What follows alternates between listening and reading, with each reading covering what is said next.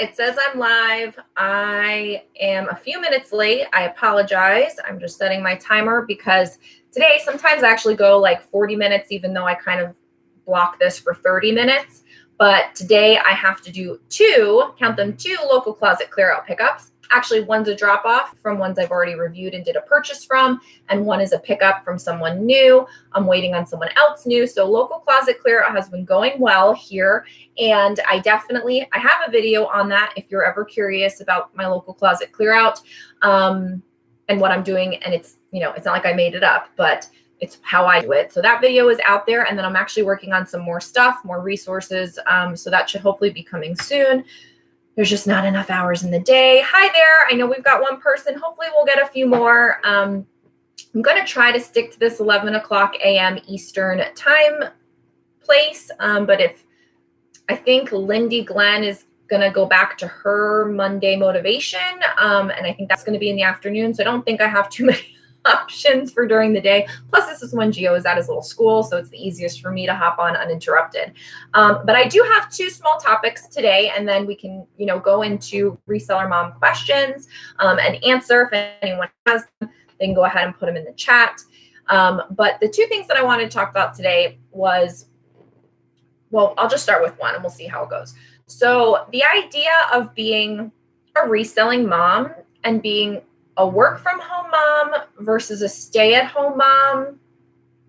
So obviously if you have a job outside of the home and you're a reseller, then that's a different thing because you do have a place of employment and then you're a reseller on top of that as your side hustle and you're a mom. But for those of us that are stay at home moms that then have chosen to do reselling as a business, what is the point in which you transition into a work from home mom?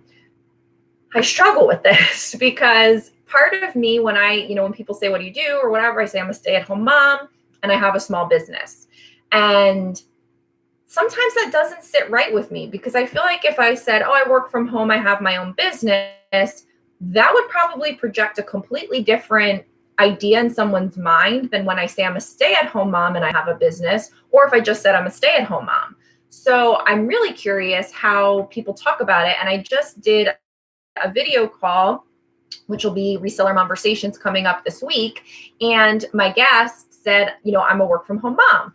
And we ended up talking about other things and I forgot to bring it up, but it just just popped into my head again that at what point do you say you're a work from home mom? Is it a certain amount of money that you need to make a month for yourself to say that you're a work from home mom? Is it when you feel like you primarily work instead of primarily mom?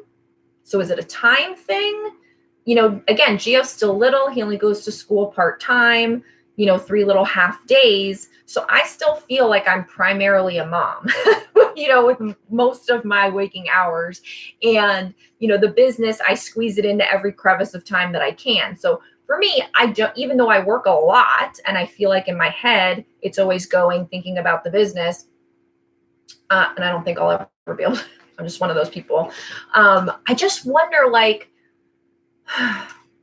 at what point would I say I'm a work from home mom versus a stay at home mom with a business?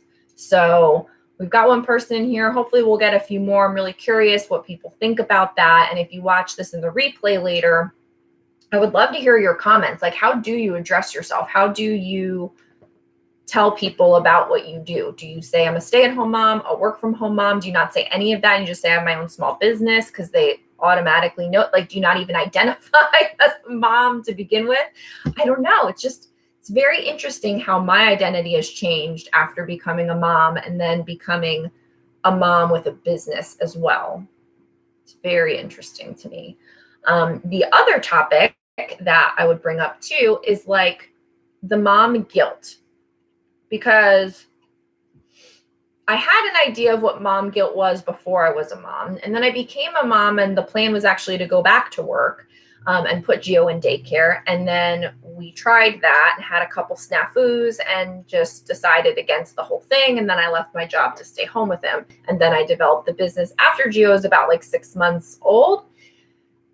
And so I don't have mom guilt in the sense of the person that puts their kid in daycare so that they can go to their corporate job or their teaching job or whatever kind of job that they have. And so they know full well that for 40 hours a week or however long it is, they're putting their child in the hands of someone else so that they can go to their work, or even a single mom that has to do this, of course. And then obviously they go to school when they're older. And so then it doesn't matter because they have to go to school. But the mom guilt of all the other things, so that's one kind of mom guilt. But then there's the mom guilt, when you're home and you're doing something, when I want to take photos and Gio wants me to go see his train set that he just built, because that's what he does with every waking moment of his life. Is play trains right now. So, he can be in the other room playing with his trains. I can come in here. I snap a few photos. I go back. I check on him. We talk a little bit. I come over here. I snap a few photos. I don't leave him unattended for very long, but I enjoy letting him play on his own for his development and knowing how to be on your own. And I enjoy it because then it lets me get some things done. But sometimes he comes in here every 2 seconds and says, Mom, come look at my train. And that meant that he literally added one more train track to his configuration. And so, every 2 seconds I'm running in there. So, I've been saying in a minute, Mommy needs to finish this task, or in a minute, Mommy will go over there. Or why don't you finish the whole track and then Mommy will come in there and see it. And I feel guilty about that because I don't ever want him to feel like reselling is more important than him. But I do believe in teaching your child that at every waking moment, in this moment, their thing may not be the priority thing in that moment. Because with everything that goes on in this world, in this life and whatever, I think that there's a lot of, entitlement and whatever. And I just think that you also need to put your kid in their place. You need to have the fortitude as a mom to say, you need to have some patience right now. And so I say, where's your patience? And now the latest joke is we went to go visit my mom, which is in New Jersey. So I left my patience in New Jersey. I'm like, okay, well, we'll get them, I guess, next July when we go back to see her. But, do you make your kid wait when you're doing something for reselling? Do you tell them in a minute, wait a minute, let me finish my task? Or do you drop your reselling to go and deal with them? And obviously if it's catastrophic, somebody's bleeding, the house is on fire. Yes. Okay. I get it. But sometimes they just want to show you stuff, or sometimes they just want to tell you, the same thing they told you 3 seconds ago, or whatever. And so I'm just curious how other moms handle it in relation to reselling. This isn't, there's momming and then there's reselling momming. And I'm talking about those things because I'm not a parenting expert or anything like that. So I just talk about things that are within our wheelhouse to discuss here, which is being reselling moms. And how does being a mom relate to your reselling, and how does your reselling relate to being a mom? And while I think that reselling is amazing in that it is literally something that you can do from home, it is a way for a woman to contribute to her family's financial whatever, while staying at home with their child, while working and being, there's varying levels with which you can do this, varying levels of intensity. And it is a way for a woman to have her own money, I'm all for all of this. But it does sometimes come to odds with the momming part. And I'm always really interested in people sharing their experiences about how they interact with the two things and what lessons that leaves for their child to learn.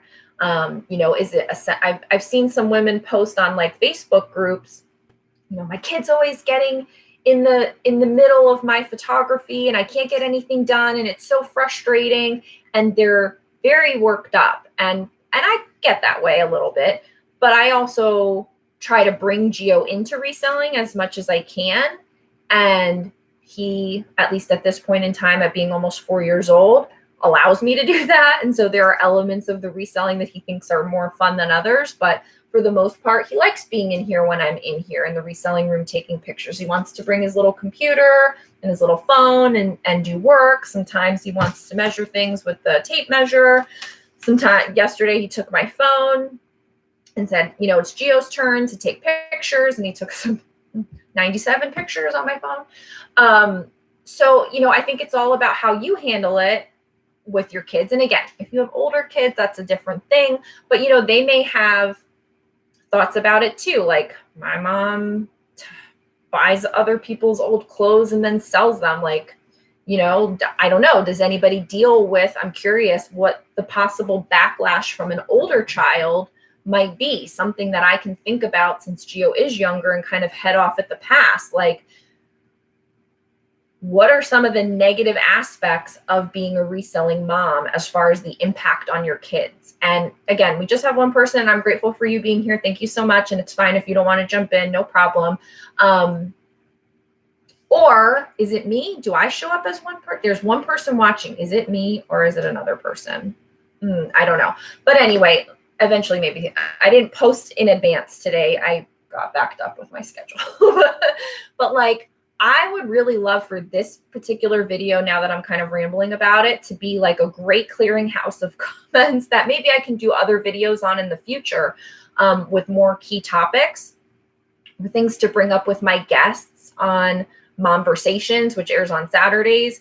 If you have a struggle, a comment, a trick of how you marry and meld the reselling with momming, no matter the age of your child or how many children you have or your situation, I would love to hear it. And if you don't feel comfortable putting it in the comments here, and you want to DM me on Instagram at the Reseller Mom Show, I would love to hear it, because the whole point of this channel is for it to be a community specifically for reselling moms. I'm happy to have whomever else would like to join us, as long as they don't mind hearing about this kind of stuff.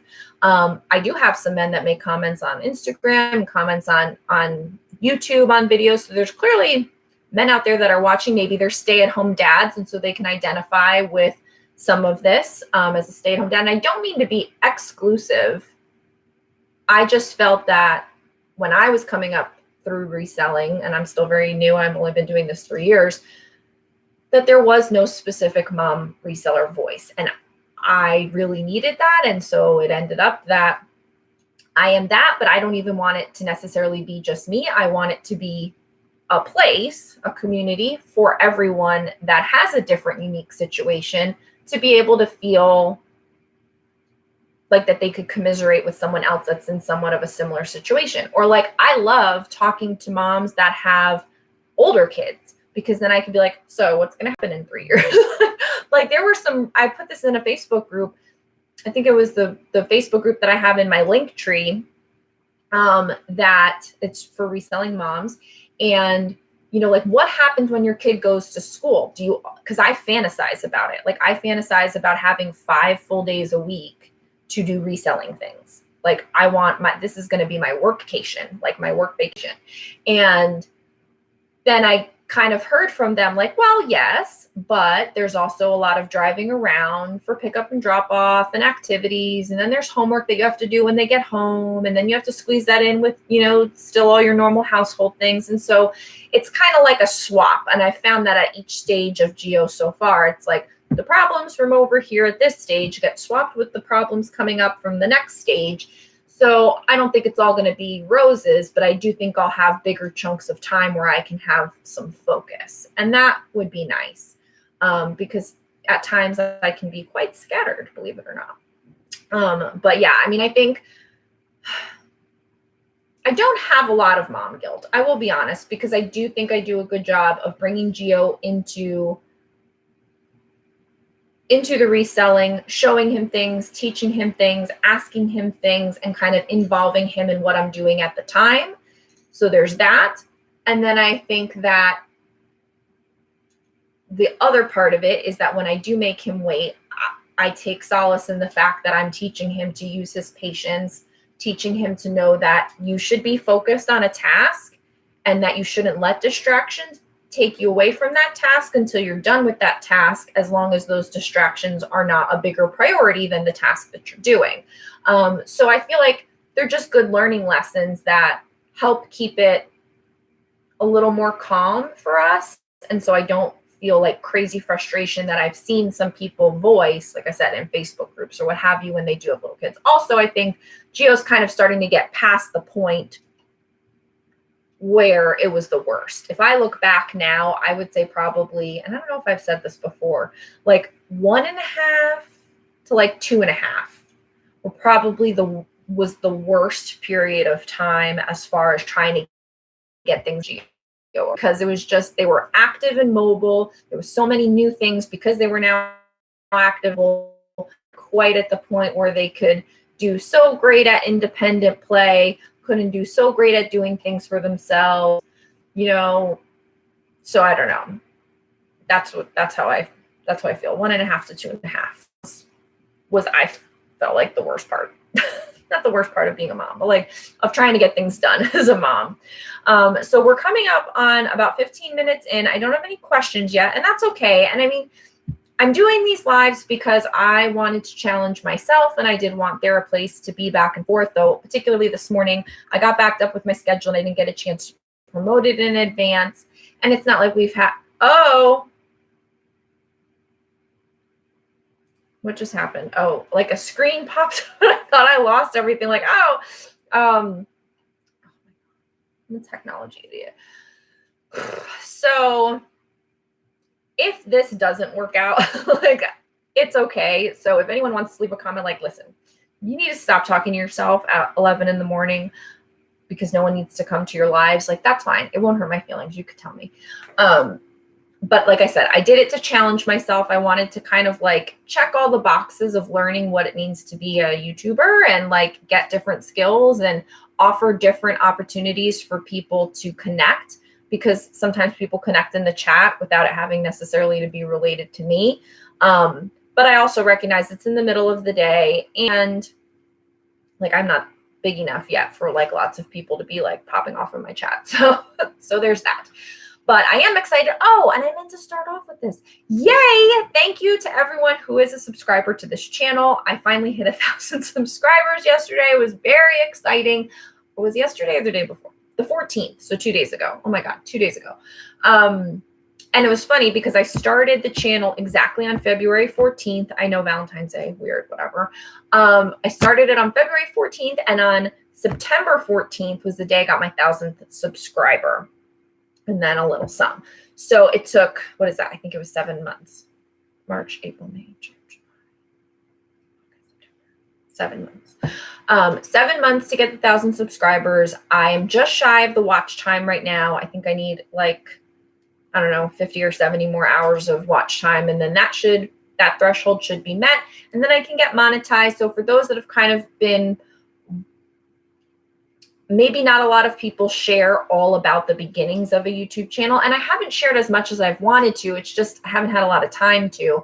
I did the one video on how to start a YouTube channel for reselling. And I would like to do a follow-up to that once I do get monetized. And that process is kind of I've gone through that process just to share some more information about it for those that are maybe thinking about it or have a small one and kind of picked it up and put it down or something like that.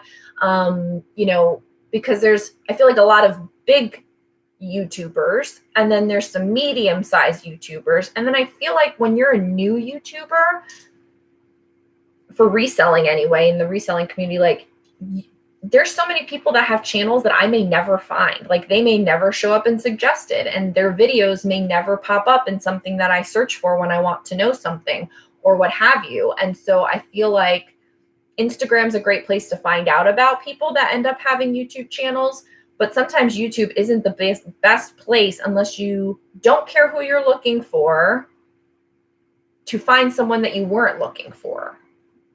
I don't know if that makes any sense. So I guess I will wrap this up a little bit early today. There's no reason for you guys to hear me yap for no reason. So thank you so much for 1,000 subscribers. I really do appreciate it. I have no, vanity metrics in mind of where this is going to go. The only goal that I set for myself with YouTube when I started was that I wanted to monetize before my birthday, which is coming up in November. It's September. So it's probably going to happen this month or next month by the time it all works itself out. And so I'm really pleased with having been able to meet that goal. Perhaps in the future, I will make more goals for the channel, but I'm just really happy that I've managed to, when I thought I was stretched so thin before, squeeze it in and squeeze it in to the point where I'm doing 5 shows a week right now. And they're all fun and exciting for me. I mean, I'm sure there'll get to be a point where I will get burned out. I think every YouTuber, it seems like, they go hard and then they kind of ghost for a little while. So I think everyone must go through a little bit of YouTube burnout where they just need a break of that schedule of trying to put things out and all that goes into it. But I appreciate the community that has supported me here. All of the comments that I've gotten have been wonderful and amazing and very helpful. And I read them all and I reply to them all. So when you have them, leave them. And on Instagram as well, that's been great too. And so I just thank you so much for the support and for just kind of being there and letting me experiment with this voice that I wanted to bring to the reselling community, which is specifically for reselling moms. And anything that you want to know, whether it's something that I can answer or you want to know more about it. And so I'm going to go find people in the reselling community that can help answer it for us. I'm happy to be that place for you. So tell me about the kinds of things that you're interested in. Tell me from, backtracking from the beginning, tell me about your thoughts and views or how you combat mom guilt. Tell me how you handle the question of what do you do, whether you're a stay-at-home mom, work from home mom, or whatever your situation is. I would love to hear the answer to that. And then tell me more about what you want to see from this channel. I really do appreciate it. I will have the next video on Wednesday, which will be another liquidation haul.